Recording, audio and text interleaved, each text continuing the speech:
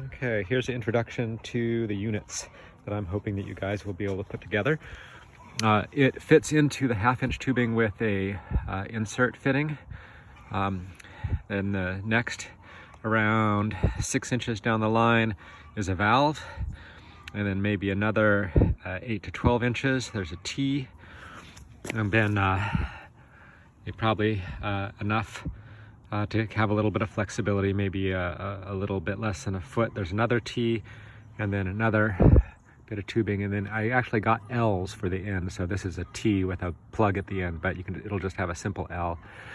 The goal is so that this tubing from here to here could easily spread across a 2.5 foot bed.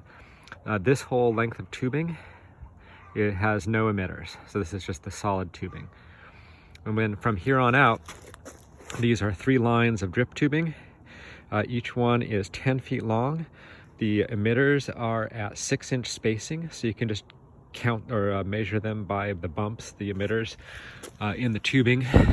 So there's each little bump is 6 inches apart, so 20 bumps is 10 feet, so 3 of those, and then there's plugs on the end. So that's the unit, and that's all I needed help with, was sort of from this barb all the way down, including all that, and ultimately we need 12 of those. So, all right. Okay, we're now down under, and here is the mess. I pulled out everything that you guys might need to build those 12. This is a box of old emitter lines. Most of these are probably around 12 foot long, rather than the 10 that we're using from an old garden I was working on. I would love to, as much as possible, to reuse all of the tubing in this box first, and then move on to using the new tubing. So that is, cut it down to 10-foot lengths. If you want to salvage stuff, that's great, but you can throw away the scrap, anything that's not worth salvaging. So this is all 6-inch, mostly 6-inch spacing. Double check that it's actually 6-inch spacing, but it would be a 1/2 gallon emitters in line, pressure compensating. So check out that. If you actually need more tubing, and you may well, because it's going to be like 300 feet of drip tubing, there are fresh 100-foot rolls in here, as well as this has no emitters in it. So this is solid tubing as well for the parts that don't have the drip line. So this is backup, but it would be great if we use this first.